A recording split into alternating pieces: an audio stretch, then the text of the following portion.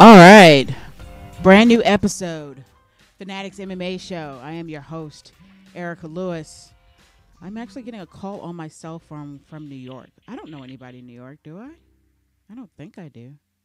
That's a little creepy. I'm not going to answer that. On air right now, David Wolf, as usual. David, how you doing? We've actually lost David. We've lost David. How did we lose David? Rude. All right, but we have Rob Bodine on here, MMA dork. He's coming back on. It's amazing. Rob is a part of FightFans Radio history, and we will actually be celebrating our 1 year next week. Unfortunately, or fortunately for me, I guess, I'll be in Vegas for UFC 146. So this was a little bit. Poor girl. I know. It's a tragedy. It really is. Where is David? David should be. I see that he's online. But I imagine he'll connect with us here shortly.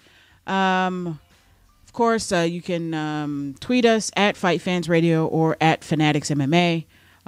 You can call us 410-988-6525. Skype is always an option. We're FightFans Radio on Skype. What else? Facebook.com/FightFans Radio. You can listen to the show live there, which you probably are already, so maybe it wasn't worth mentioning. But be sure to follow us on Twitter. And we also have a YouTube channel, youtube.com/FightFans Radio. Okay, Rob, so first off, how are you doing? How's life? How's things? How's the shakes? You know, I'm relatively out of the loop in MMA. I haven't done any writing in a while, very little, I should say. And I think I've just been goofing off lately with that because I've had to refocus on what I actually make a living at. So, you know, all this having to make money, you know, I've had to do that. So, but you know, everything's good. Can't complain. Glad to be, you know, I thought it was my idea to come on the show. Yes, it was important I'd be here for the 1 year anniversary. Yes. So here I am. Thank you so much too for coming on. I really appreciate it. Glad to have you back on. I did want to start off real quick and go on a rant is probably not the best term for it, but we talked about it briefly before we came on air, and that was I believe it was last weekend. Nick Diaz was supposed to be competing in a grappling match. I think it's Bralo Estima, and he didn't show up. And Rob, you said to me, what did you say to me immediately following that? I said, I will let you rant and rave about this all you want, but if you say that you are surprised by this, I'm going to be all over you.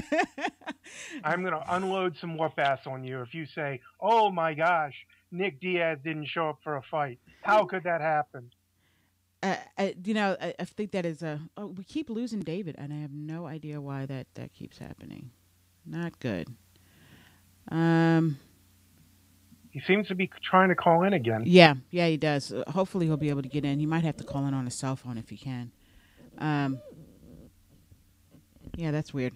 But so Nick Diaz didn't show up for it. But, you know, before all of that, and this is just like a small personal rant, because, you know, I'm hot to trot on Twitter, and I'm always trying to get the latest scoops on Twitter and find out who's doing what and blah, blah, blah. And Lazy the Savage, who is a reporter for Middle Easy and really good friends with the 209 in general, and meaning the Diaz brothers, he reported that Estima came in 9 pounds overweight. He posted that on Twitter. You know, Estima came in 9 pounds overweight.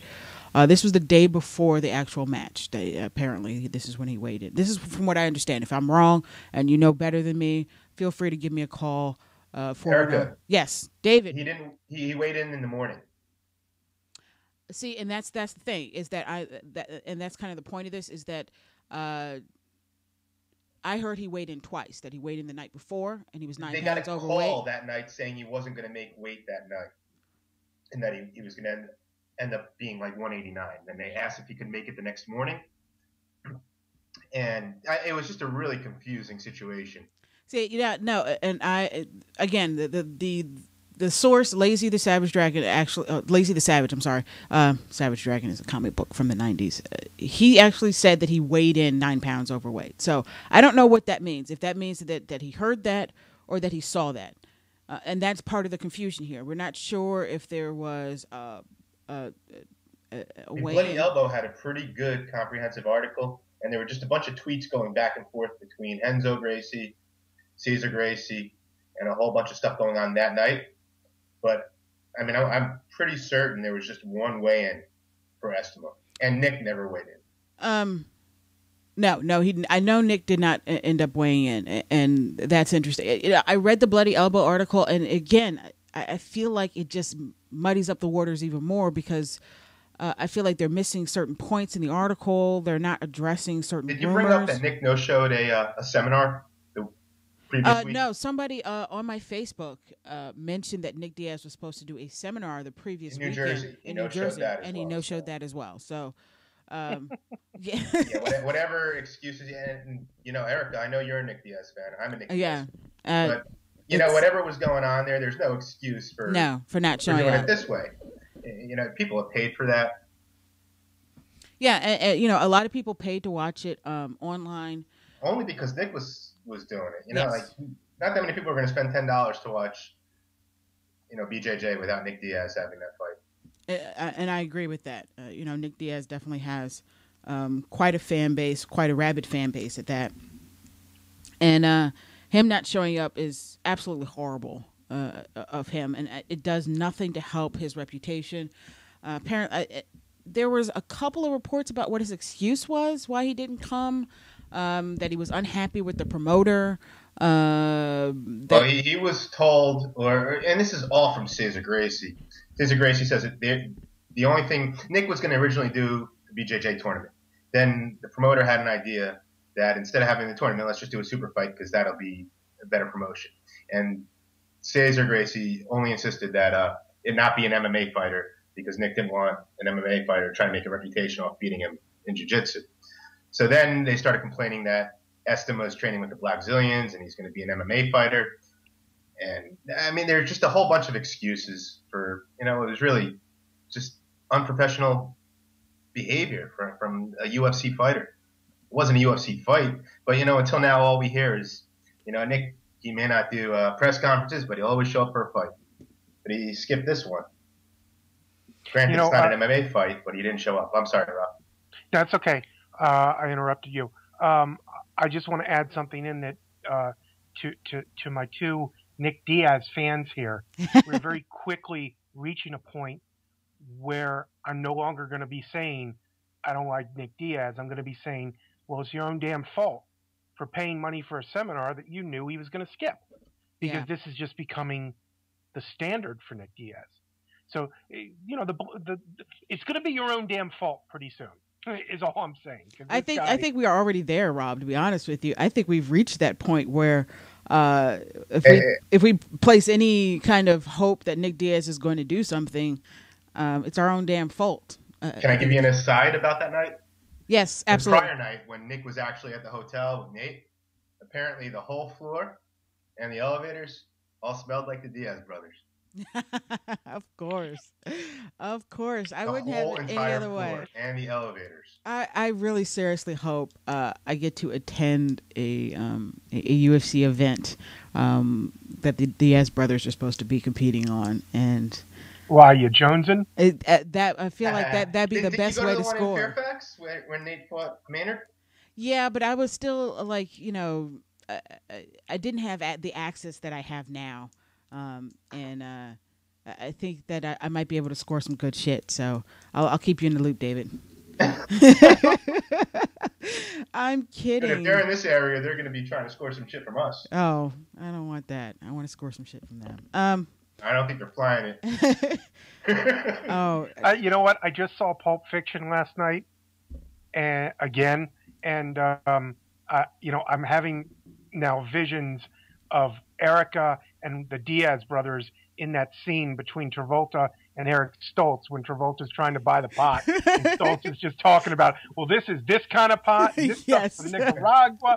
That I'm putting you three in that scene right now. Oh, and I love it. I love every last second of it. Although I think David is probably a little bit more educated. I'm just does it smoke and does it get me where I need to go kind of person.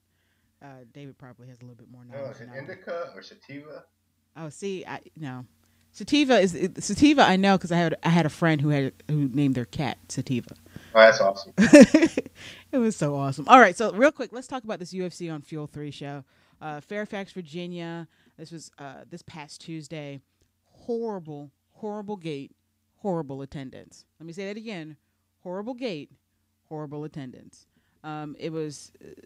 and it did worse ratings than the previous one, like on Fuel. Yes, it did worse ratings than the previous one, which was... The good thing is you can't go down that much. Well, it went from like 6 to 3, so is what you're saying? Well, it was like, 170,000 people to 130? Yeah. You're not dealing with hundreds of thousands or millions of people. But when you're such a small network, you really can't afford to even drop that much. Am I right? Is that... I don't know. I feel... It's part of a pattern. It's also a Tuesday night card. I mean. Yes. Well, and I had I'm subcontracted to Fight Metric, and I was supposed to be working that event, and I didn't know I was going to be working the event until after I bought my ticket. So the big idea was to either sell it to someone I know or give it away. I could do neither. Nobody wanted that ticket. It was like I declined it. They were, yes, even David declined it. David was like, you know what? I got to wash my hair. There's a new episode of Grey's Anatomy coming on tonight. I'm just not interested in missing that. I wasn't that interested in the card. I was like, you know what? If it was in D.C. proper, I'd go for it. But it was like Tuesday afternoon. I was like, I don't want to drive out to Virginia for this show. I really wasn't going to watch it. Even if I had Fuel, really. And Rob told me before we got on air that Rob, you said you didn't even watch it. Why didn't you watch the card? Did you not have Fuel? Is that your excuse for not watching the card? Or were you just not interested in it? That is a lame excuse, but that is true. I don't have Fuel, but I said to myself, I was kind of busy with other work, and I could have just driven a few minutes up the road to Hooters and watched it there. Because I have watched a Fuel card. They show the Fuel cards as well. So I could have watched it. I just said, I got work to do. And it was a Fuel card. And it was, it just wasn't a great card. But, I mean, all they need is one really big name, and it would change everything. But I guess they can't do that. I mean, it is Fuel, and 6 people get the channel, so... It's hard to justify. I was not thrilled when they put Sanchez Ellenberger on there. So no, and oh, that's the one I watched at Hooters. Yeah, and then that was an all right card. I don't remember that card being. I was the only one cheering. Nobody else seemed to care. It's because as much as I like Ellenberger and as much as I like Sanchez, that was a hell of a fight. It was a good fight, but unless you're, in between. I feel like not just the hardcores know who they are. I feel like there's that in between casual. Oh yeah, hardcore. That's not a card. That's not a fight that's going to draw in a lot of viewers. No. But that's a card that hardcore fans want to see, and so many of us don't have Fuel, and we're forced to stream it.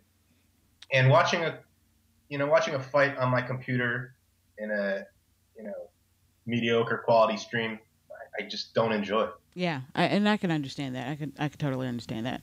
The card, however, was and as usual, cards that we look at it on paper.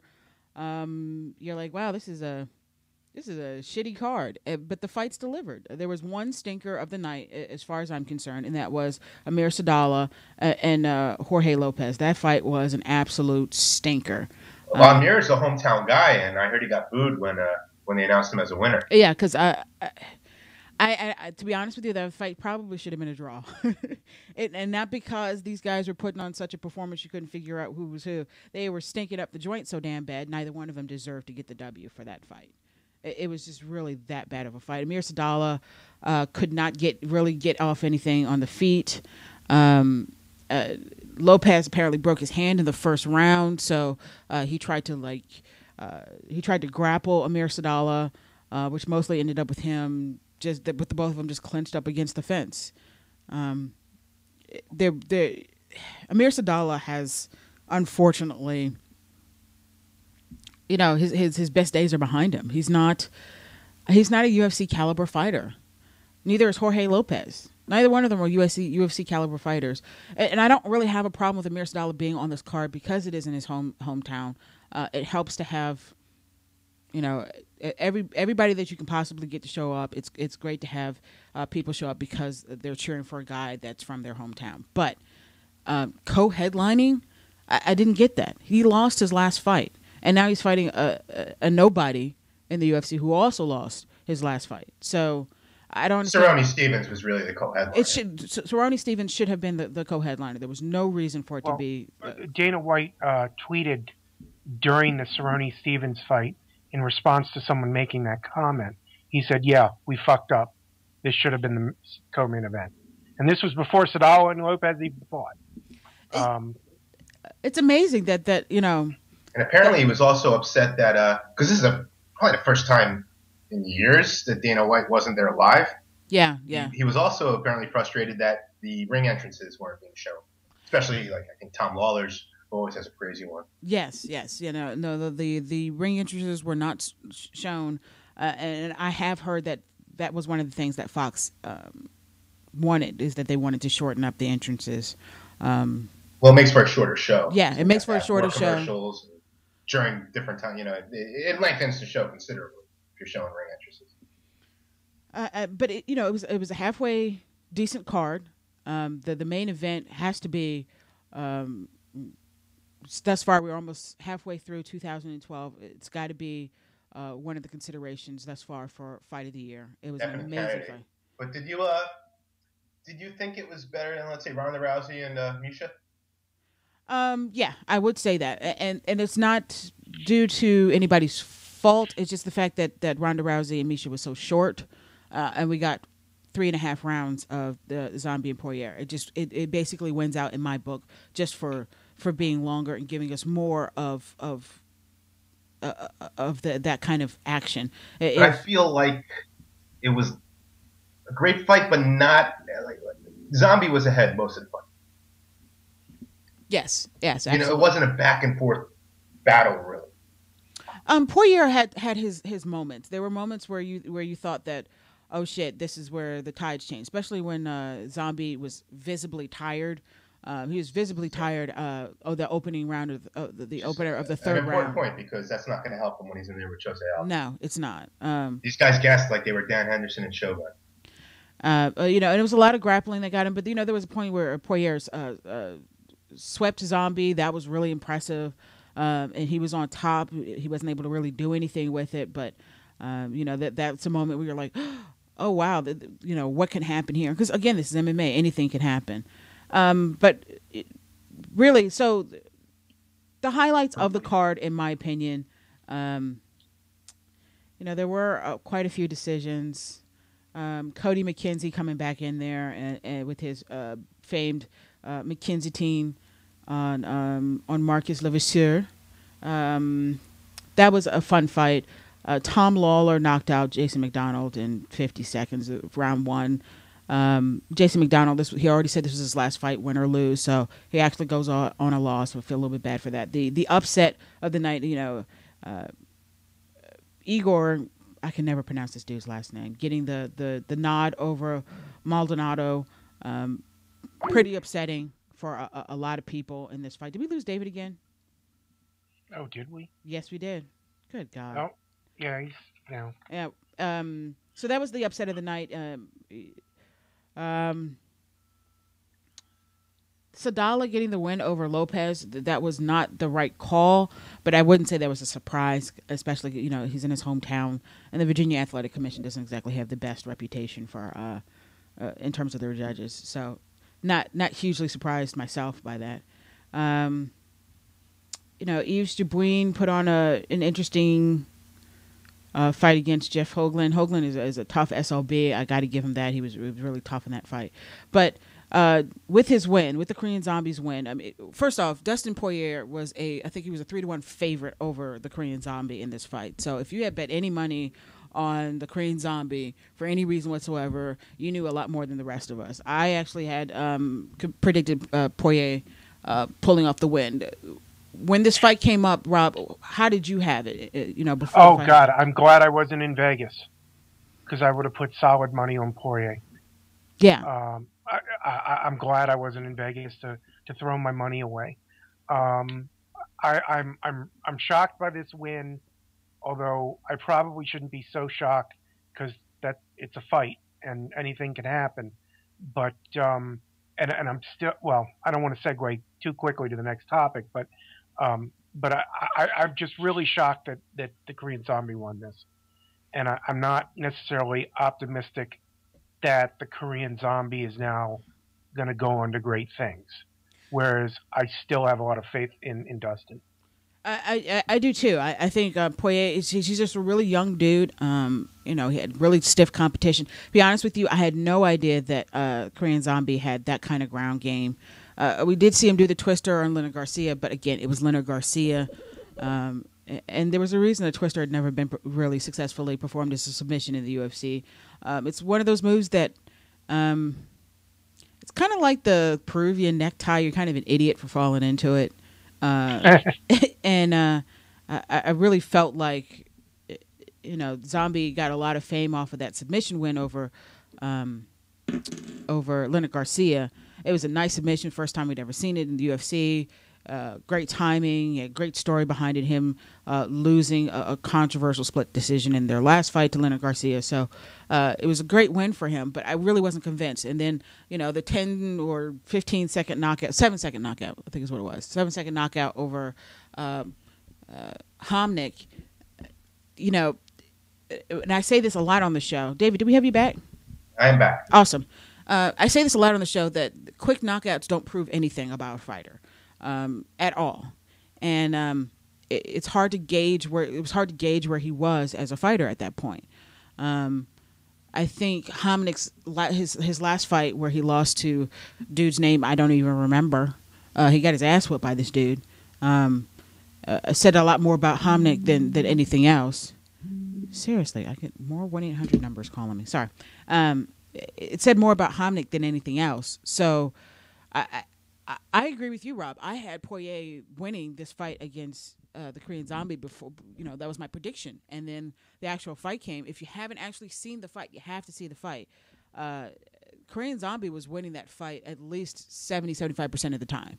There were a few moments where Poirier was landing really well, especially once Zombie got tired. He was landing really well. But again, Zombie is the Zombie, and he was able to walk through those. He was able to get the fight to the ground whenever he wanted. I think he landed every single solitary one of his takedown attempts. He obviously had a much better ground game than Poirier, and I don't think anybody really saw that coming, and especially Poirier. And so now he gets the shot against Jose Aldo. So let's talk about that real quick. He's getting an opportunity to fight for the title again. I don't mean to discount Eric Koch. He has the next shot at Jose Aldo's title. I just don't think he's ready yet, and I think he'll probably get more than likely get handled fairly quickly by Jose Aldo. But Korean Zombie is next after that. Rob, give me your thoughts on that matchup and what kind of chances you think that Korean Zombie has, or what areas you saw that you see he might be able to excel at against Jose Aldo. None. I mean, are you crazy?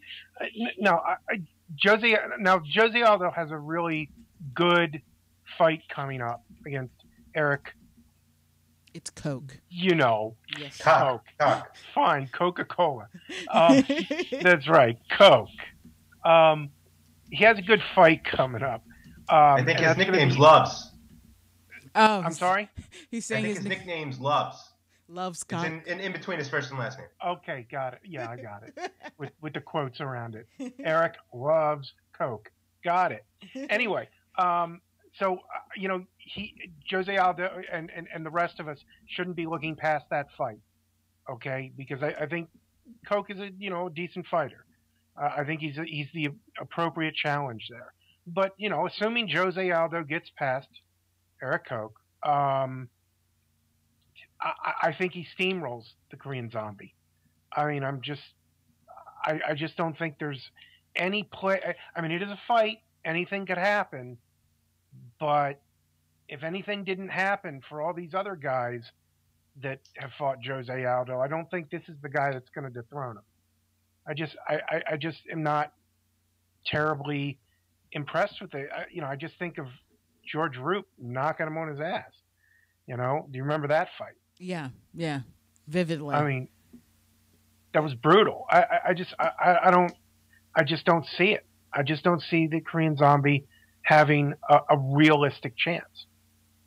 Well, now let's talk about the marketing for this fight, and I think the Zombie has a really interesting following here in the States. Obviously, in Korea, he has a really strong following. David, in your opinion, how well does this fight sell for fans, the Korean Zombie against Jose Aldo? Do you think this is a main event kind of fight, or are they going to have to stack this with another title fight to really sell the numbers for it? I think it's a main event that can, do a little better than what they've been bottoming at this point, maybe even a little better than that, since not that many people watch this fight, but, people just hearing about it, and Korean Zombie does have at least a cult following. I don't know if you really need to pair it with something unless you're trying to create a big show. I think it could carry a show that, will do 350,000, maybe even 400,000 at this point. Yeah, I think between 350 and 400 is a good guesstimate for that card. It should headline. The UFC needs all the pay-per-view numbers they can get right now. Things are not all bright and sunny in UFC land. By the way, I met Lorenzo Fertitta at the Fuel Show. That's pretty cool. But you also met Georges St. Pierre. Yes, right? I did. I met Georges St. Pierre.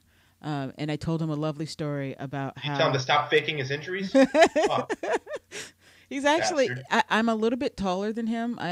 They bill him as being 5... I think they bill him as 5'9". And I'm a little over 5'9", so maybe that is true. I felt like I was a little bit taller than him. So, and exaggerating measurements is something that's been done in combat sports for forever, and pro wrestling. Pro wrestling. Yeah, they do that. They Big Show was supposed to be like 9,000 feet tall. And Andre was billed as 7'4", and I think legit was 6'10". I'm saying, once you're over 6'6", does it really matter? At that point, Kamala Uganda and Giant weighed a half a ton. True story. That guy, he's suffering from diabetes right now. He's lost a foot. Oh, God. Maybe 2 feet. Yeah. Speaking of sad stories, Donna Summer died. I don't know if anybody knew that. I know. Donna Summer died. This has just been and I mentioned on my Facebook, my judge's his secretary died. I mean, same age as Donna Summer. She was 64. And Sam's dog just died. I know, it's been kind of a shitty month or so, man. It really has. And yesterday was my birthday, so you're really depressing me. Oh yes, and happy birthday to Rob. Happy birthday, Rob. It was your birthday. See, I got. I'm celebrating the 22nd anniversary of my 20th birthday. 24th anniversary. I love it. That's the way you're supposed to do it, right? I mean, absolutely. So, are you doing anything awesome this weekend for your birthday? Some sort of belated birthday something? No, I am hanging out with some friends tonight, which will be fun. But Strikeforce at Hooters tomorrow. Ooh, that might be a good idea. Yeah, Strikeforce at Hooters. I mean, you get great wings, girls in skimpy outfits, and it's your birthday. Titties. Titties. And they can say, hey, I'm 20. And I can say, hey, I'm celebrating my 20th birthday. Exactly. Yeah. There's some compatibility there. Oh, that's awesome. Well, happy birthday again to you, Rob. And that makes you a Gemini, doesn't it? No, you're right before a Gemini. What's right? It makes me a skeptic when it comes to astrology. That's what it no, I'm a Taurus. I'm just barely a Taurus, apparently. Okay. Fair enough. Geminis are awesome. I just wanted to let you know that. But yeah, whenever I tell astrology followers, I don't believe in astrology, they say, you must be a Taurus. I'm like, oh, Jesus. That is awesome. What do they say when you say, I don't believe in Jesus? You must be a Jew. No, just believe in Jesus. They just don't believe in Jesus. Yeah, you don't believe in Jesus. You know what I mean? Believe in Jesus as him, capital H. Let's segue. I think that's a perfect time to segue into the Manny Pacquiao thing, then. Since speaking of Jesus, so if you haven't heard, it was a lot of. It was not really speaking of Jesus, actually. We're no, actually not really. Back to the Old Testament. Yeah, no, we're Old Testamenting this whole thing. So, speaking as far as I know, Jesus didn't speak out on gay issues. Speaking of Jews, we'll talk about the Old Testament here for a second. So Manny Pacquiao did an interview. Maybe David, maybe you should cover the story because I know you've been reading a lot more about it than probably I have. I'm probably getting it more second and third hand than anything else. So you tell me tell us what the story is behind Manny Pacquiao and this whole gay marriage issue. I haven't followed it that closely because I'm pretty much, look, I'm disgusted by the issue itself. That Manny Pacquiao was asked whether he's in favor of gay marriage, and he says he's not. And some journalist, some shoddy journalist, then added in a quote from Leviticus, and the quote that relates to man not lying with man as if he's with a woman. Yeah, and then something about that putting requires death. The death penalty under the Old Testament. So they made it appear as if Manny Pacquiao had actually supported death to homosexuals. So then everyone went crazy. Manny got a lot of heat, and then when it was straightened out, seems to me that everyone's like, poor Manny. When so he doesn't think gays should be put to death, but he doesn't want civil rights for them. To me, it's still a disgusting position. And even worse, Manny goes on to say that he loves and supports gays, but he wants to deny gays basic civil rights. And that's the issue here to me. And I thought it was also interesting that that Mayweather came out immediately afterwards to capitalize on all this, to say that he was exactly what he's pro gay marriage. Not only is he pro gay marriage, he's also pro beating your girlfriend. So, then wouldn't that by extension mean he's pro beating your boyfriend? Yes, I think he is. I think that makes him pro beating your significant other in general. And somehow it has to include an iPhone. Wasn't an iPhone part of his whole thing? That's what made it such a big deal. I think Timothy Bradley also came out in support of gay marriage because he's fighting Pacquiao. Oh God! I mean, I don't know how I feel. No, not in a way to capitalize on it, but I think he was asked. He didn't Floyd Mayweather actually tweeted that he stands with President Obama, and everyone has a right to live their life the way they want. But he was just taking a shot at Pacquiao. Yes, absolutely. And so here's my question for you. Even though this situation may be straightened out to a certain extent, there are still people out there who probably think that Manny Pacquiao said that those were the words that came out of his mouth, that he thinks homosexuals. For sure, you can't really. No, it's very hard to put something like that right once it's already been put out. So, that journalist, I hope he loses his job for that bullshit, because that was really uncalled for. It might have been a blogger, which is only a kind of reporter, pseudo-journalist. I don't even want to call it a quasi-journalist. That's a pseudo-journalist. He's whatever pseudo-journalist put that. Go ahead. Well, Rob. you're going to get me started because my blog started with a post called "MMA Journalism is a Joke." And when you say, "Oh, it's just a blogger," well, that doesn't mean it isn't one of the quote real journalists that cover MMA, because a lot of them are hacks and a lot of them are irresponsible. And I've kind of stopped talking about this because it seems to fall on deaf ears, but this is what you should expect. I don't disagree, Rob, but I also think this was it certainly wasn't an MMA reporter, and I don't even think it was a boxing reporter. Manny Pacquiao, it's really, like a mainstream type of thing. That's true. This was a general blogger. I don't think this was an issue of combat sports blogging. And I think that's why it became which is horrendous, by the way. Horrendous. But your point is well taken.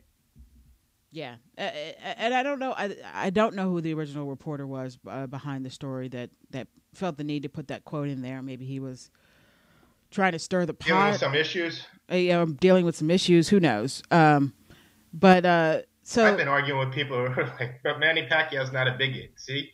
I'm like, no, he is a bigot. He's a religious bigot. He's saying that because his religious beliefs are one way, that people should not have a right to get married. I mean, that's the very definition of bigotry. And we because he doesn't want them to go to put to death. I mean, you have racists out there that will not put a white sheet on their head. That's They're true. still racist. That's very true. And we talked about that too. What a good guy. Isn't that great? He doesn't want to put gay people to death. I mean, that makes him an exceptional person. And with the hypocritical, I love and support. I mean, that's the don't hate the sinner, hate the sin type of bullshit. We're not against gays. We love gays. Hey, me and my mother live by that rule, and it works out very well for us. Thank you very much. No, it doesn't. It really doesn't. It's horrible. I'm for Timothy Bradley now. So let me ask you this. I think one of the things that was really compelling about the Pacquiao-Mayweather fight potential that may never, ever, ever happen. It feels like that carrot they keep dangling in front of everybody. But was that I felt like Pacquiao was playing the good guy in that situation, and Mayweather was the bad guy. Now it seems like the lines have been blurred a little bit with this story. Do you think that would affect the pay-per-view itself in terms of maybe buys or people interested in it? Do you think it would help it? Is it one of those any news is good news kind of things, or is it?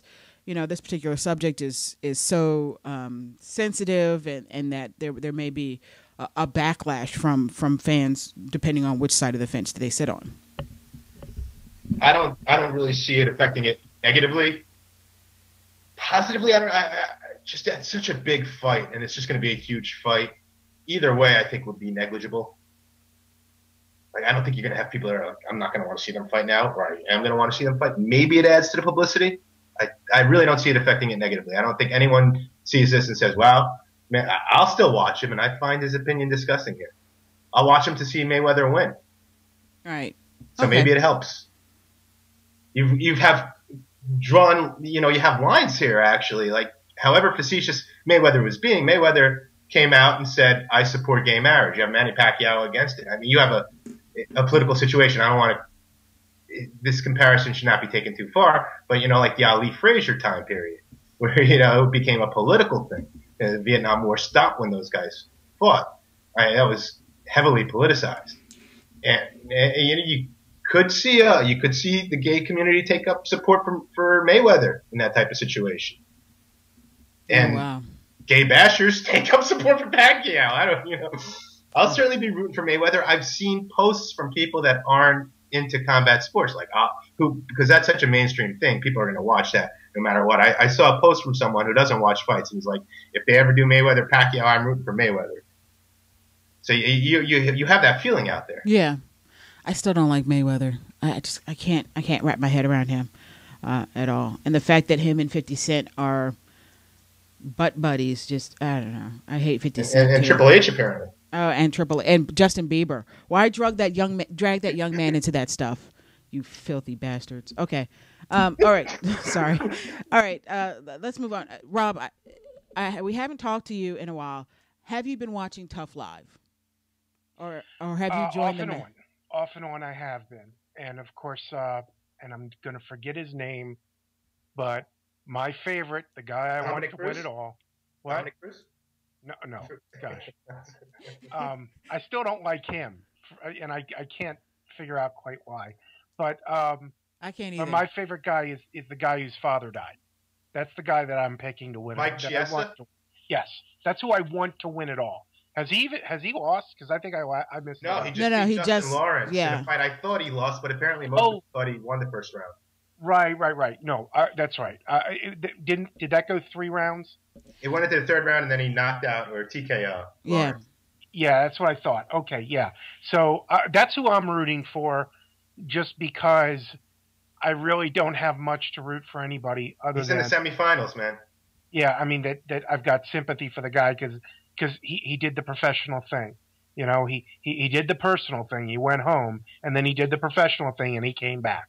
And so you kind of feel for the guy.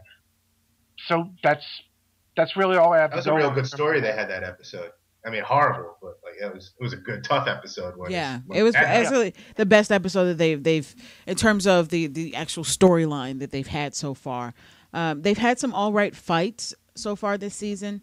I think it's been frustrating for me as a fan, and I got to say, I watch The Ultimate Fighter on Friday nights, but I don't really watch it. Does that make sense? Like I have it on and I'm doing something else at the time, and then when the fight comes on, I skip all the stuff with Faber and his team. I think Faber is such a douche, man. He is such a and Rob. I find it interesting that you still don't like Cruz, because I found a lot of people seem to be saw something different in Cruz and seem to be He's more not drawn to him religiously though. Oh, that's true. Yeah. Maybe, I don't know. I think he's done a fairly decent job. He's a decent person. He did that one slip up. I think that the Tickle situation might have rubbed some people the wrong way, but I can fucking rubs everyone the wrong way.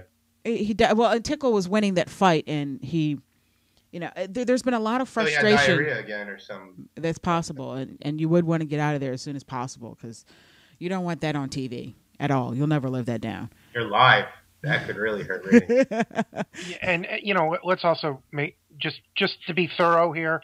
I haven't met Dominic Cruz. Of course, all I'm referring to, the only pro MMA fighters I've met haven't fought since I think 1999. So I'm talking about his public persona, and he rubs me the wrong way.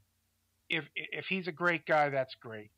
But so far, being an off and on tough viewer, I just haven't been swayed in that regard, and I even if I were watching every week, I wouldn't be swayed, because I would never assume that I know the guy just because I see him putting on an act on TV. The person whether good or bad. The person who seems to be 100% honest, and I liked Dominic Cruz as a fighter. I didn't know much about his personality. As a matter of fact, I thought he was going to have no personality whatsoever on this season of The Ultimate Fighter, and that Uriah Faber was going to be the one carrying the show personality-wise. The person who's putting on an act is Uriah Faber, by far, this season. Dominic Cruz hasn't allowed himself to get sucked into too many things. They did have that one really forced confrontation, quote-unquote. Oh, well, there was two. There was the one in the beginning where Uriah Faber tried to start some shit with Dominic Cruz, and Dominic Cruz was like, hey, man, I'm sorry you feel that way. Moving on, basically, was what he said. And then it was that confrontation outside of the training facility, and I think Cruz is a little funny. I love the I'm sorry you feel that way non-apology. Oh yeah. I'm sorry you feel that way. I'm sorry you feel that way. And that really was what Cruz did. He was like, I'm sorry you feel that way. And I didn't have a problem with that, because Uriah Faber was trying to fabricate an argument with him about some bullshit that had absolutely nothing to do with nothing. And then again, that confrontation they had outside of the training facility, it seemed like it was one of those, cash for gold commercials. Like all of a sudden they were going to be like, and I got $500 for this gold necklace. Like it was really just an awful, awful setup. But for the most part, Cruz has seemed like a fairly genuine person. Uriah Faber's been hamming it up like nobody's business for the cameras. It's been a frustrating season. I think, Cruz had picked some really good guys for his team, but they lack heart, it seems. And we first saw that with Miles Jury. Miles Jury completely gave up in his fight. We saw the same thing with Tickle. Tickle gave up in his fight. It just seemed I can sense the frustration for Cruz on this season. But having said all that, Cruz is out of his fight with Uriah Faber. If you haven't heard, he is out with an injury, ACL. He'll be out for 9 months. So they're doing a 135 interim title fight, Uriah Faber versus ? And we will find out who ? is tonight. McDonald's hurt, so it's not him. Say what? McDonald got hurt. So yes. It's not McDonald. Yeah, I was just about to get to that. No, it's going to be Enan Barao. No, Dave Meltzer actually said it very well might not be Barao. I have no idea what that means. That is ridiculous. I don't know who else they would give the shot to. There's nobody else even remotely close to competing. Did anyone fight at this past Fuel Card? In that division? At 135? Yeah. Yeah, just the... Wait, no, aside you mean... no, 135. Oh, 135. Yeah, 145 is featherweight. Yeah. No, as far as I can tell, maybe... Eduardo, was that at 135? I think Johnny Eduardo versus Jeff Curran was at 135. That was an awful fight. I don't know who it could possibly mean. Now, matter of fact, hold on a sec. I'm going to pull up the old rankings. Not necessarily. I looked. I still couldn't figure it out. It's like a puzzle. We got to figure it out. We got to find the signs. That's what's going to happen. It's. It can't be Bowles. He just kicked his ass. McDonald's hurt. It's not going to be Jorgensen. Pickett. No, Pickett is supposed to be. Isn't he supposed to be? No. Okay, no. The whatever he's supposed to be doing. If it's an interim title fight, he could do that instead. Yeah, you know? Brad Pickett possibly. Obviously not Torres. Really. What they need to do is steal Zach Makovsky from Bellator. It can't possibly be Mike. No, it can't possibly be Mike. Mike needs at least another win. One solid win before he gets to that point. They like the idea of that, but they can't do that right now. I don't know. I honestly don't know. If McDonald is out, Hanan Barao has to be the choice. I don't know. Well, but he might be injured. He might maybe not injured. We know that, but there might be a timing issue that we don't know about. But Hanan Barao, who do you put in there? Smart choice. Yeah, I mean, Brad Pickett seems like out in a few hours. Yeah. So Dana White is going to announce that live tonight on The Ultimate Fighter. We'll find out who will be facing Uriah Faber for the interim bantamweight title. Just for the sake of argument, let's say it is Hanan Barao. What chances do you think Uriah Faber? Do you think Uriah Faber is still championship material right now? He's still so much better than practically everybody else in this division, but I just don't think he's quite good enough to get the title. I think he's above Kenny Florian in terms of skill level. Kenny Florian tends to choke in those championship settings. Uriah Faber doesn't choke, but he's like right below being good enough. Bowles, though. He was really good against Bowles. And he fought Dominic very close. It was close, but not close enough. I don't know.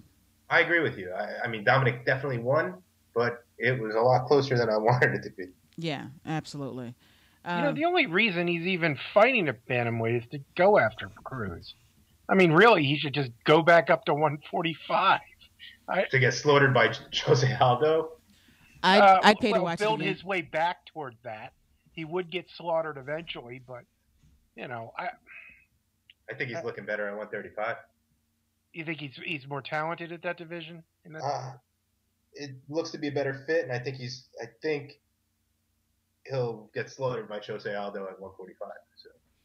I know, but it would be like those public hangings they used to have, where you come out, everybody comes out, and the kids come out, and we all watch it. We like to watch stuff like that, David. We like to watch the slaughter. Explain it to Butchin. Say what? Explain it to Butchin. Butt chin. He really is a butt chin. Okay, so we actually can wrap this up by 6:00. This good stuff. So let's close it out by talking about the Strikeforce Gran Prix. And this is coming on Saturday, coming on tomorrow, on Showtime, of course. We finally, it was just like a year and a half later, 15 years later. I don't know. Is it somewhere around 15, 16, 17 years later? We finally get to see. Endless. And the winner gets punished by having to have one more fight in Strikeforce? Yes. So Josh Barnett and Daniel Cormier will face off in the Strikeforce Grand Prix finale.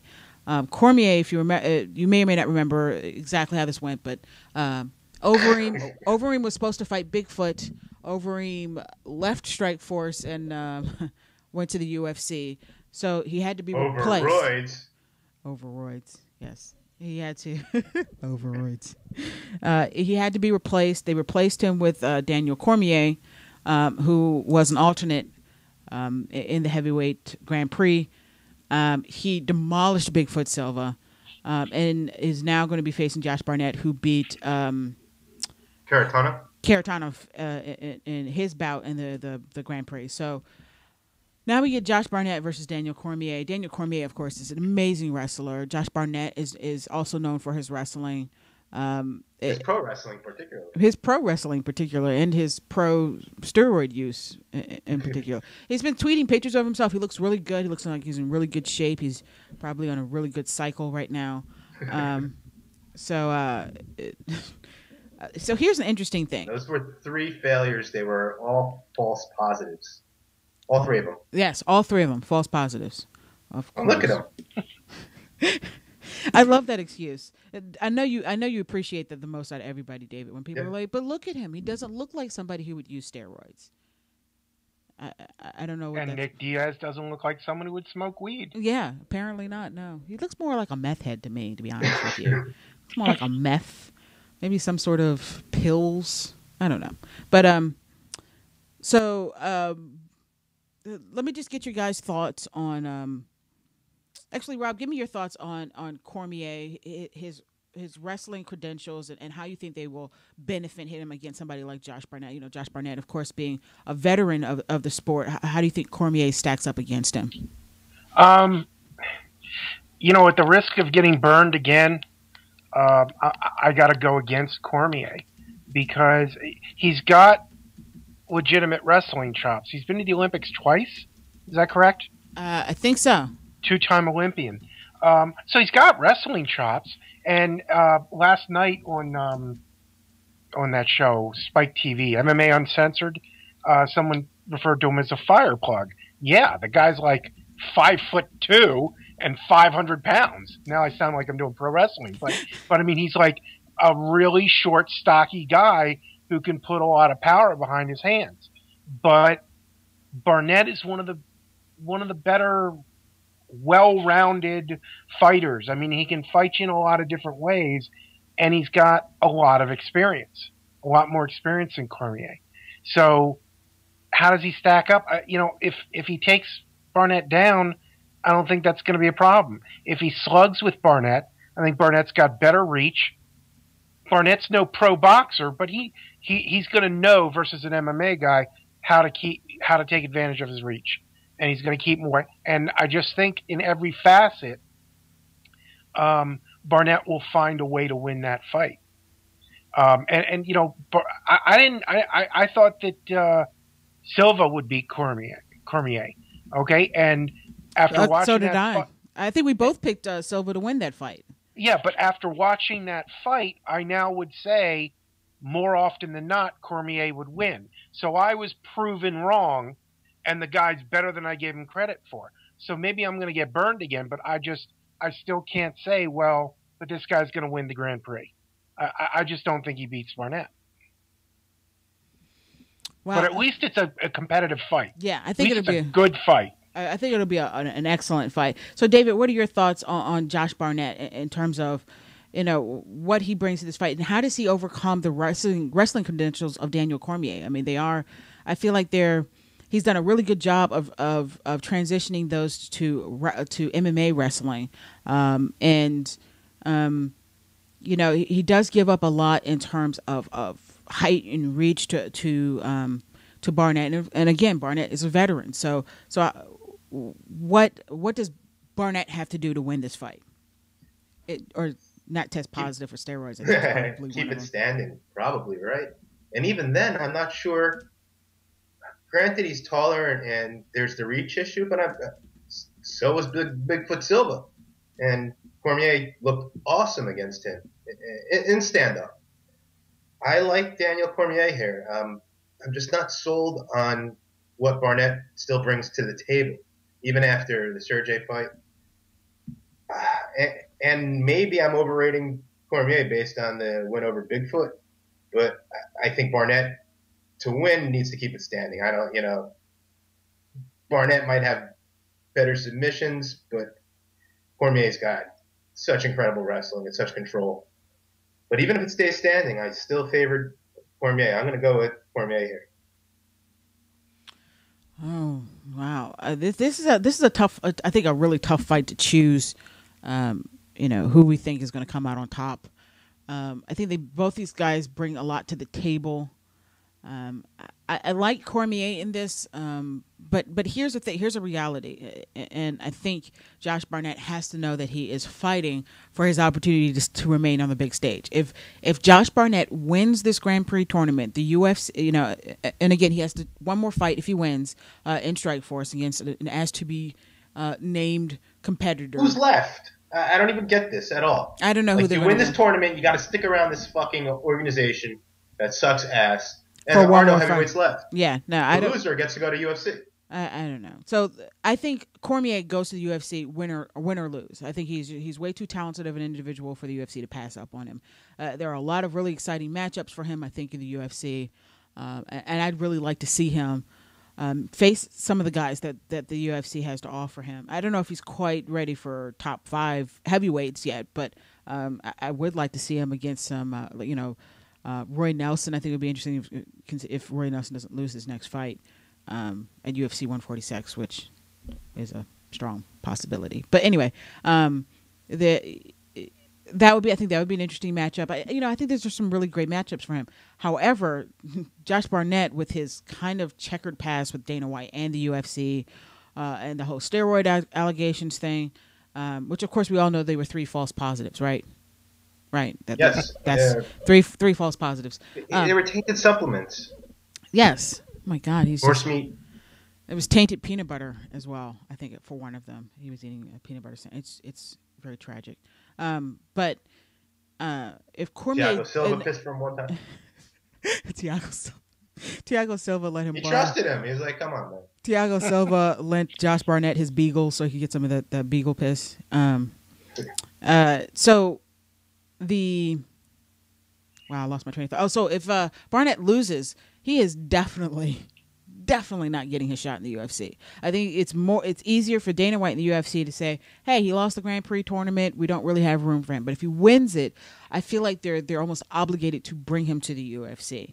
And so long as he keeps winning and pisses clean, he should get that opportunity, and he may be coming in here with that on mind. He should be coming in here with that in mind. That with a win here, his career continues. Without that, then he's, left, kind of, out in the cold. That division is it's not that deep, right? What, in the UFC or in the UFC? In the UFC, I'm thinking that Barnett could still be brought in if it's good for business. Unless he gets slaughtered, you have another guy in that division that's there. Really, once you get past Kane, JDS, Frank Mir's going to get destroyed. To be honest with you, I'm just, I wouldn't put it past Dana White. What the hell? I wouldn't put it past. What was that? I was looking at the rankings again, and they have an ad that automatically has sound on it, which is a no-no. Rude. I wouldn't put it past Dana White for him to hold a grudge, and I'm not saying it's a smart thing to do. But let's be honest, Dana White hasn't always exhibited the best sense, especially when it comes to his emotions. So brought Randy Couture back. I mean, Barnett's not Randy Couture, but no, Randy Couture didn't piss hot 3 times. So and that's what Dana White would use as an excuse. That's what he would use as an excuse. You can't tell me that Dana White wouldn't reach back and use that as an excuse to not bring. He doesn't have to bring him in. He doesn't need an excuse not to bring him in. But he will. He will. That's Dana White. He's a reactionary kind of person. Everybody's going to be hot and heavy on him on Twitter. Bring Josh Barnett. And he's going to be like, that fucker pissed hot 3 times. UFC doesn't need that kind of bullshit. He can find something somewhere. If Barnett loses a close fight, I think he goes to UFC. I don't know. What do you think, Rob? Do you think Barnett is fighting for his life here?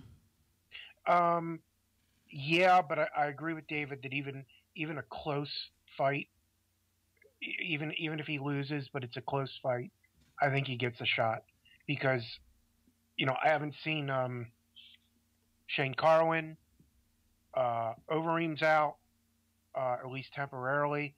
Has he been released? He's been released, hasn't he? No, he has not officially been released from the UFC, but he might be though. And Brock Lesnar's left. I think you've got a spot for a heavyweight. Even if not Lumber, who is LeVar Johnson. Even if LeVar Johnson really sort of starts to explode, Chad Griggs came in and now he's a light heavyweight because he got beaten up. And is that, first off, real quick, is that not the weirdest matchup you have ever seen in your life? Tell me that's not the weirdest matchup you've ever seen in your life. Phil Davis versus Chad Griggs at 205. I mean, how does Phil Davis go from Rashad Evans to that? Right? Yes. How does that happen? He's young. He needs a win. He needs a win for confidence. That's the only thing I could think of that the UFC's thinking. And then real quick, another aside, in case people have not heard this, Mark Hunt is out of his fight in UFC 146 against Stefan Struve. He hurt himself. He was injured. LeVar Johnson is stepping in for him, so it will be LeVar Johnson versus Stefan Struve. So we're either going to see Stefan Struve get KTFO'd, or we're going to see LeVar Johnson get submitted to all hell. It should be amazing. Continue. Yeah, BJPenn.com just printed the text from Mark Hunt's press release. He's not too happy. He's a little depressed. But what was I saying? Oh, so I think with all of these defections, whether forced or not, from the heavyweight ranks, I think you got room for Josh Barnett. And you have no idea, who. I mean, you're going to run out of people if you don't have more people coming in. Now, I don't have the roster up in front of my face right now. Okay, I could be proven wrong, but in terms of name recognition, you've lost a lot of it recently. And Barnett gives you name recognition. So I think for that reason, there would be a spot for him unless Cormier knocks him out in a minute. And it's brutal. I think there would be a spot for it. It's just, it now comes down to the great unknown, how Dana's ego will unfold. Yeah, I guess you guys... I guess I have to admit that you guys are right. Whatever. I do think Fabricio Verdum brings a little bit to the UFC in terms of name recognition. The guy who submitted Fedor. Obviously, this is not with casual fans. This is with those kind of middling, sometimes the MMA fans. True. I didn't mention, but that's true. I think he brings a little bit. Bigfoot Silva... I mean, we know, as hardcores, we know that he is not all that he's cracked up to be, but he's a very imposing looking dude. He's kind of a weird looking dude. People like weird looking people. They'll watch this. People won't forget him. No, they won't forget him. Forget his face. The guy who's got the jaw like a bass guitar. Who's the guy with the face like a bass guitar? That's Antonio Bigfoot Silva. But you're right. I mean, you guys are absolutely right that there's, Karatanov is not going to be making that transition. Yeah, and with Overeem just really just messed up a whole lot of crap for people. His mess up kind of is like this weird domino effect in the UFC heavyweight division. They have a few good guys that I think are not superstars, but interesting fighters. And again, that would be, I think Velasquez is a good, non-superstar but interesting heavyweight for the UFC. Frank Mir, I don't know. Would you say Frank Mir is a superstar? Is he a superstar? I would say he's got name recognition. In his own mind, he's definitely a superstar. His hair, I would say, is probably more superstar than him. Fabricio Verdum, like I said, the Fedor submission. Shane Carwin is out and old and probably not ever going to come back. So you're probably right that Barnett. He'll have to make it a good performance, but that'll be interesting. All right, so real quick, I know Rob has to go here real short, but real quick before you go, Rob, give me your thoughts on the Melendez-Thompson 3. Oh, right. I mean, this is the only other relevant fight on this card. In fact, I just looked at the card about a couple minutes before we got on the show. I was looking at the card, and I don't even remember who's fighting. This is the only other fight that matters, and I think the conclusion is known to everybody. This is Melendez's fight. He's going to win this, barring something really odd. And if there's a lucky punch or something like that, nobody's going to think less of Melendez. They're just going to say, oh, well, there was a lucky punch. Melendez will kill this guy 9 times out of 10. So this is Melendez's fight. He's just across the board. He's just better. Let me ask you something, because I think that you brought up something very interesting, and I've talked about this before with Melendez. He's stuck in this really weird purgatory. Yeah, this weird purgatory of Strikeforce. He has the belt. And because of a championship clause, he can't sign with the UFC. He can't just he can't give up his belt and move to the UFC. He should auction it off on eBay. He should auction it off on eBay. Like, I hear guys are doing that now. Vinny, is it Magales? I can never pronounce However you pronounce his name. Yes, we all know who Vinny is. He lost to Ryan Bader in the Ultimate Fighter Season 8 finale. But, he was the M1 Global light heavyweight champion. He got into a really bad tiff with them and is auctioned off his belt on eBay. And there's a lot of weird rumors going on around about that too. He said he got $100,000 for it. I doubt that. And somebody said that the auctions were literally just to try and boost the worth of the belt, and that nobody was actually really serious about it. I don't know. It's just weird bullshit surrounding that. But anyway, so if Melendez loses this title to Thompson, let's say say you're right, Rob. There's this fluke KO, and Melendez loses his title. Is that a blessing in disguise for Melendez that gives him the opportunity to move on from Strikeforce? I think it does. I don't think that's a blessing in disguise, because it's a loss. A loss is a loss. And, Zuffa owns both companies. Okay? I mean, there's really nothing stopping Melendez. No. Apparently, the contract they signed with Showtime said that they would no longer pilfer people from the Strikeforce roster. I see. So they've got the show. Okay, so there's a third party involved. Okay, I understand. Blessing in disguise. How long is he? So as long as he's the title holder? Yes, as long as it's one of those automatic renewal, those championship clause contracts that says. But does UFC have an option of not renewing that they may not have given Showtime? They may not have granted Showtime license to enforce a champions clause. They might have, but Showtime might not have been smart enough to do that. I don't know if that was. Yeah, good. If that's a Showtime thing as much as it was a Strikeforce thing. I don't know if Strikeforce changed it would have to change its own clause or its own championship clause. And why would they? Why would Strikeforce willingly give up the only real legitimate champion that they still have? Because they're owned by the same company. Because Dana White says to. I mean, they are owned by the same company, but you do realize that Dana White does not run Strikeforce. He is not the person that runs Strikeforce. That is still. No, but if the contract is up, Zuffa could decide not to renew the contract, not to enforce that clause, and then they can have him sign with UFC when he's no longer a Strikeforce fighter. It's ultimately Zuffa owns both companies, and they make that determination, I would think. Yeah. I'm just saying, I'm not sure it automatic. I'm not sure Showtime has any say over it. And again, I don't think it has anything to do with the Showtime necessarily having any say over that particular contract. But Strikeforce does indeed have a championship clause in their contract saying that it's automatically renewed. I understand so long that, as you have the title. So how do they work?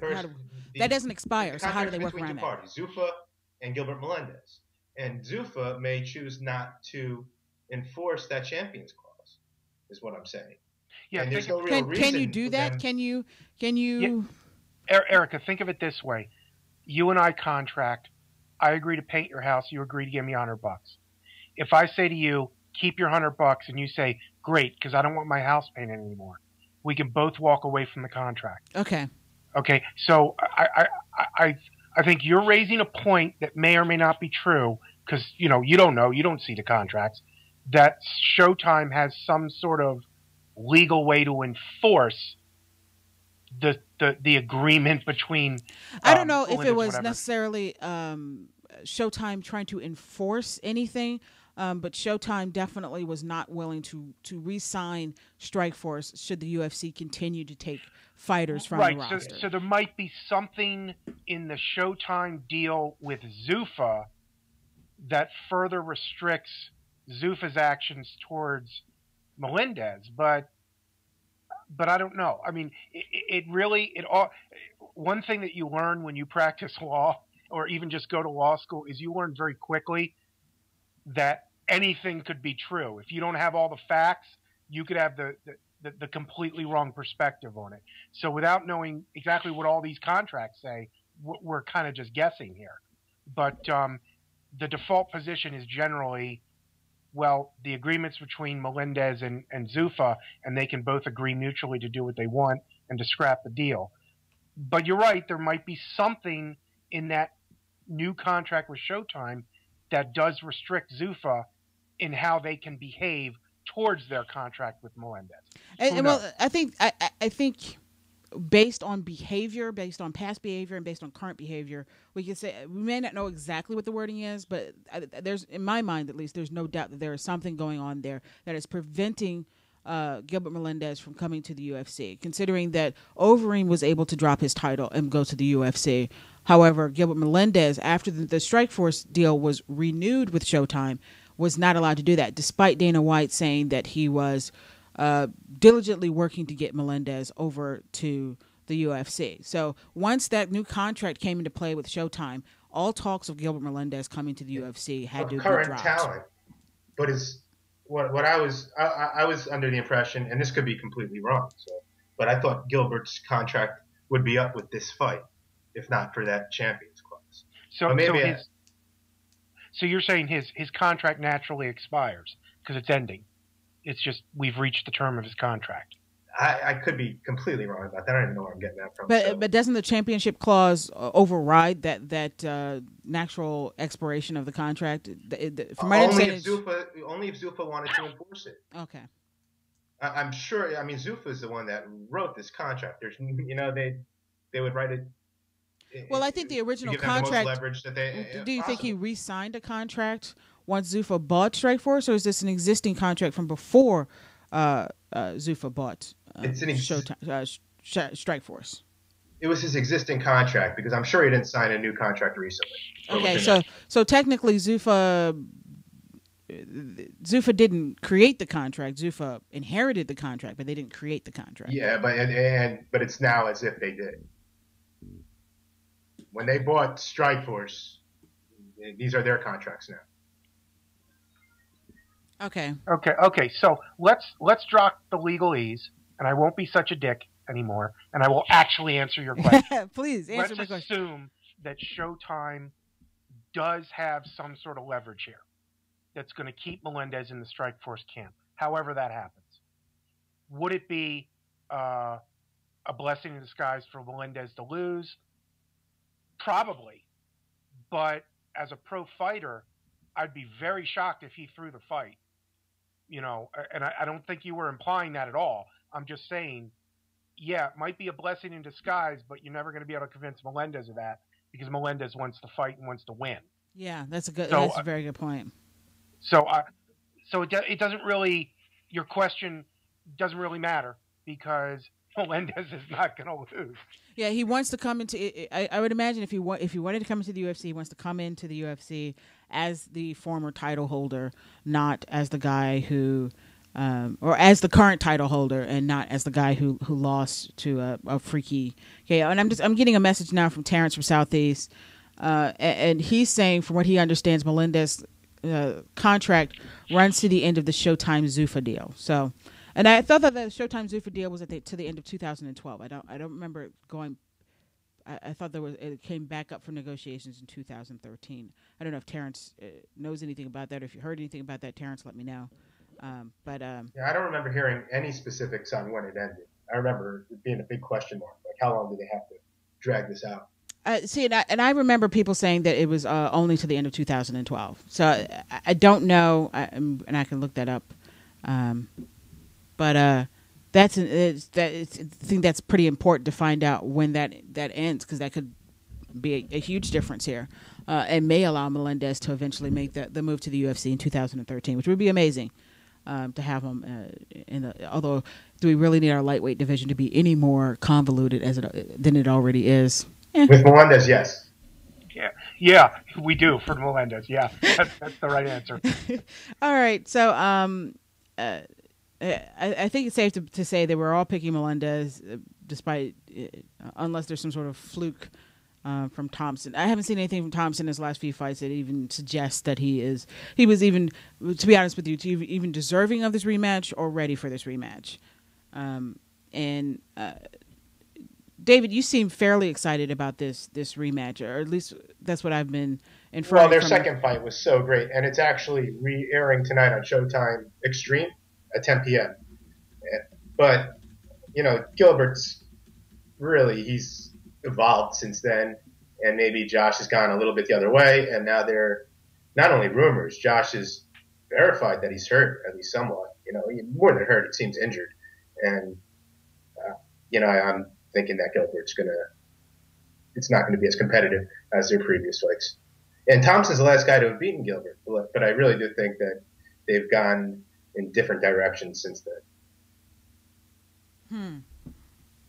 Okay, so just real quick, I just did a quick Google search, and again, there's nothing that says that anybody else knows any better than anyone else about this contract. But Bloody Elbow did do a post about at least what they received in news in terms of the Strikeforce contract. So the contract with Showtime was extended in December of 2011, and it was extended until 2014. So I'm wrong about that. Oh, fuck 2014. No. The contract is under the new agreement. I tell you what, Gilbert's contract is not that length of time. It's a number of fights, and it definitely does not go that long. So under the new agreement, Showtime will produce and televise up to 8 live events. They stressed that Gilbert Melendez, Miesha Tate, Luke Rockhold, and other current stars will remain with the promotion. The free preview weekend was January 7th. And then they also announced the undercards would televise on Showtime Extreme. So those were the details that came out about the contract. And I think that does imply that there is some sort of contractual agreement that says that the UFC cannot pilfer certain stars. Not that I think Luke Rockhold is really UFC material, but Gilbert Melendez, that's a huge deal. And of course, at this time, Miesha Tate was the Strikeforce Women's 135-pound champ. So that was important back then. But there's definitely something going on here because under any other circumstances, Gilbert Melendez would have been in the UFC a while ago. Really quickly, they would have had him. Just like the Overeem situation, they pretty much grabbed Overeem as soon as they possibly could and plopped him in the UFC. So I don't know the details of what's going on, but I think it's pretty obvious that something is going on here that is preventing the UFC from having Gilbert Melendez in the rankings. All right, so again, just to wrap up, this weekend, Strikeforce Heavyweight Grand Prix finale is being headlined by Daniel Cormier versus Josh Barnett.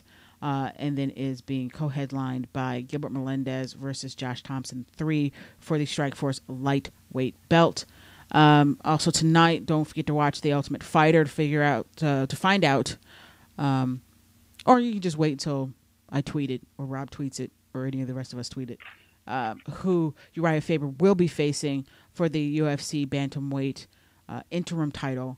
And what else? There's Bellator tonight. Anybody? Yeah, and Jessica Aguilar is fighting Fuji. What's her name? Yes, Megumi Fuji. Yeah, who's supposed to be the best pound for pound female in the world. I've never really seen her fight. Wrong. That would be Ronda Rousey. Fujii, I believe is actually how it's pronounced. Fujii is. It's not like Mr. Fuji. No, it's 2 I's, so it'd be Fujii. Fujii, okay. She only has 1 loss in her record. She was 25-0, and I think, or 24-0, and she lost a fight. She's Gurgel. Yes, I believe it was to Gurgel. So the belts right? Didn't they both just lose, or who Gurgel? No, Aguilar also Wait, who is it? Not recently, I don't think. Oh, okay. All right, never mind. No, see, Jessica. Ignore me.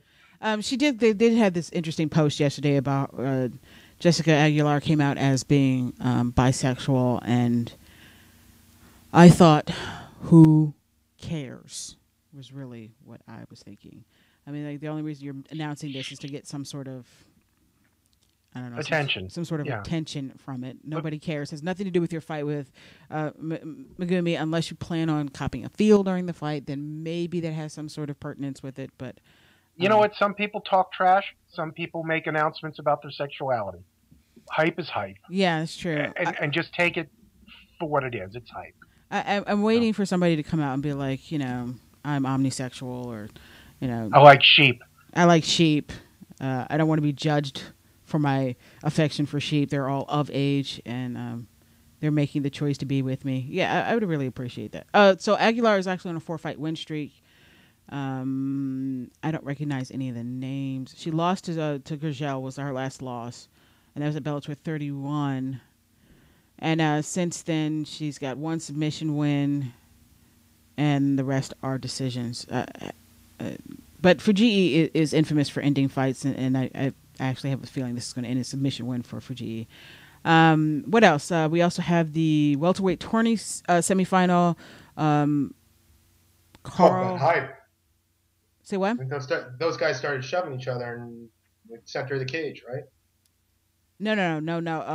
It wasn't these two guys? No. You're absolutely right. They're the ones headlining it. I was thinking so the welterweight tourney is Carl Amusu. You know, I always mess up names, guys. And David Rickles, and then of course the headlining fight is Falcao and Andreas Spain. Yeah, those were the ones that started shoving. But Falcao missed weight yesterday, so I don't know. Really? I don't know how this. How this is going to all pan out. That was professional. But we have a fairly decent weekend of MMA. We got the Ultimate Fighter tonight, got Bellator tonight, and then tomorrow the Strikeforce Heavyweight Grand Prix. So sit back, relax, and enjoy watching people punch each other in the face. Rob, really want to thank you for coming on and talking a little bit of MMA with us, man. You need to come back on a little bit more often and chit-chat with us about the goings on in MMA. I know you're working hard and earning money and all that good stuff that I'm not doing, but we'd love to. Yeah, it's hard for me to come on here and be prepared, you know, because of time issues. So that's kind of what's stopping me from writing and from coming on. But I'll do my best. Yes, but please do. I do want to say something. I just want to kind of give a parting shot here that that what I find interesting is I haven't been on the show for 6 or 7 months, and a lot of the themes that we were discussing for months on end still apply today. Yes, they do. You know, Strikeforce is running out of drama. It's going to have to eventually transfer to a minor league, you know, start calling itself that. Journalism still sucks. Who do you give the title shot to when all the top guys fight each other, so everybody's got losses on their record recently? You know, all these issues. Yeah, fucking up. Yes, yes, that's still. Oh God, yeah. I mean, yeah. You want real news? Show me where he didn't fuck up. So all the themes are the same. Nothing's really changing, except Chael Sonnen has a book, and I think I need to buy that, don't I? Yes, I would actually be really. I'm very intrigued by the book. So, yeah, Chael Sonnen released a book. And the other point, the other thing that hasn't changed is I am still telling you all, I told you so about Ronda Rousey. She isn't just the best female out there. She makes the female division matter. Yes, okay? I will agree with that. Yes. And you know, the first fight that did okay, now I'm on a tangent, but the first fight that did that was Carano Cyborg. But because Carano, the really attractive woman, lost and then went to movies, that fight meant something, but it meant nothing to the division after that. Everybody's talking women's fighting now, and most of that lies on the to the credit of Ronda Rousey. Yes. That's how good she is. And let me ask you a question. Do you think the Invicta fight that we had a few weeks ago, do you think that helped women the women's divisions overall? I mean, they were able to put an entire card, nothing but women fights. How well it did, that we're not sure about. It was only available through streaming, but does that help prove a point in the long run with I didn't see the fights. No, I didn't see the fights. And therefore I can't say that these weren't just a bunch of fights put together for the sake of having an all-women's card. You know, you just take two scrubs off the street and have them fight, just have a fight. That's not going to help. I think it's funny, though. Idea. Say again? That gives me an idea. Uh-oh. David's going to start his own promotion called Scrubs. Bum fights, too. So you know, it's got to be good fights. I still think the divisions are thin. I still think that the talent level is building. But it is building, and it's getting there. And so I think it does show something about the marketability of women's fighting. Yeah, yeah. Not much, because it was just streamed. It wasn't Zuffa. No, it wasn't Zuffa. But it says something. I heard people say that they were really good fights, though. It seemed to get positive reception from the fans. So that definitely says something. And it does poke a little bit of holes in Dana White's theory that there aren't enough women out there for them to be able to build a division. And I think there definitely is enough women out there for them to build a division. I think the problem would be that the top of the division would be pretty light. I think they have a lot of people that are more gatekeeper materials and lower rung kind of fighters than the top of the division. But so long as you got Ronda Rousey up there looking good, talking trash, and breaking people's arms, I think we'll be okay. All right, David, any parting thoughts before we close out the show? You excited about the Strikeforce Gran Prix tomorrow? Or are you semi-excited? Semi-excited. Daniel Cormier against Barnett, I'm really interested in. I'm not sure Gilbert against Josh Thompson's going to equal their second fight. I did want to mention just really quickly, MMA Uncensored had an excellent segment last night on Gary Goodridge and his CTE. I'd recommend it. Oh my God, I still have not watched that show because people were really hammering it in the beginning. It seems to be getting slightly better. At least their topics seem to be. The segments are pretty good. Yeah. The bald guy's still a jackass, and yeah, I don't like him. Oh, and it's funny. Front Row Brian got into an argument with Nate Quarry. I don't know if you know who he is, David, but he's this. Nate Quarry? Yeah, he fought Rich No. title at one point. He was on the opening season of Ultimate Fighter. I'm sure, Rob, do you know who Front Row Brian is? No. No, he's this jagoff on Twitter who's always he does have some fairly decent scoops on Twitter, but he'll tweet something and then bitch and moan that nobody gives him credit for it, and he's an absolute jagoff. But he got into a tiff with Nate Quarry, saying that he should be on the show and that he would keep Nate Quarry on just because. I saw that. Yeah, it was an interesting little back and forth between them, and that's kind of Front Row Brian's. That's his shtick. He picks fights with people. He calls them nasty names. He has no actual valid points, and then he moves on to. But he's got sources. This guy. He does. News. He does. I mean, he has some really interesting sources. But you know what? At the end of the day, you still have to be able to play nice with other people. And this is the internet generation. Well, no. On Twitter, he'll be able to do it forever. But if he wants to move any further than that, if he wants to be beyond this nameless face on Twitter, which it seems like that's what he wants to do. He's not nameless. It's Front Row Brian. Yes, I'm sure his parents named him Front Row Brian. But you mean that's not his real name? No. Well, I think that's is that like Armenian or something? I think it might be. Maybe we're pronouncing it wrong. I think it's retard. But he's an absolute jagoff, and there have been talks about I don't know if it was Cage Potato or one of the big websites was going to hire him as a reporter for them, just to write articles for them, and there's been a lot of talk about him joining other news. Can he write an article? I mean, I don't know. He mostly just tweets, right? He mostly just tweets. A few sentences of breaking news. You don't know if this guy can bring together I don't know if an article that's worth publishing anywhere. Exactly, and I think people are more attracted. People are attracted to the fact that he has these inside sources, and they want that news, which is great. I mean, any website would want that kind of inside track on their website, MMA website, anyway. But man, I think you're opening up Pandora's box, man, if you bring that dude on. So okay, anyway, that King Mo story. Say what? He broke the King Mo story. He's broken a lot of stories. Yeah, he's broken a lot of stories. And just really quick, an interesting part of that King Mo thing is that Bellator and TNA were looking to do this for like over a year, and King Mo just fit the bill. It's not that, King Mo was available and then they came up with this idea.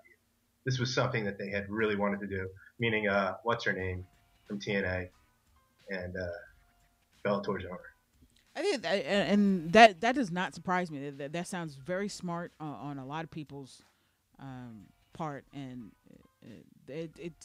it came true for them. It's good for them. Let's see how well it works out. We'll see how it works. Yeah, Dave Meltzer had some really good points last week when he was saying that that kind of schedule. It's going to be hard for the company. It's going to be hard for Bellator, TNA, and it's going to be hard for King Mo. You can't do that much at once and be great at all of it. So we'll see how that all wraps up. All right, so let's go ahead and close out the show. Thanks, guys, for listening. Of course, you can follow us on Twitter at FanAddicts MMA. You can follow FightFans Radio at FightFans Radio. You can follow me on Twitter at FightFan_Erica. You can follow Rob at MMA Dork. You can send a tweet to at FanAddicts MMA #The Wolf if you want to say something to David, because he refuses to get a Twitter account. I think he would. When you add hours to the day, I think you would love it. I think you'd get more hooked on that than Facebook. To be honest with you, David, I have 7 Twitter accounts. 7. Yeah, I'm pretty up there too. Yeah, It's ridiculous. It is ridiculous. It's addicting. Damn it. Oh, yeah, Facebook. We're on Facebook, facebook.com/FightFans Radio. All of our episodes are available on iTunes, so you can go to iTunes, look for Fight Fans Radio, and download or subscribe to us, and automatically be updated for new episodes. And that includes all of our shows, and that is the BJJ Addict podcast. That is the Untethered MMA podcast. That is our show, FanAddicts MMA show, and that is also the Low Blow podcast. And we are now on YouTube, youtube.com/FightFans Radio. If you just want to check us out on there as well and listen to all of our latest shows. So all of that will be up later on today. Thank those of you who've been listening to us, and we will talk to you guys next week. And of course, once again, thank you to Rob for being on the show. And also give a shout out to Gracie, Gracie's Law. Gracie is awesome, and she's going to be helping us out here at Fight Fans Radio. So, and we missed Justin. Justin, we missed you. He's moving right now, so. We will have him hopefully next week. So we'll talk to everybody later. Be safe and keep fighting.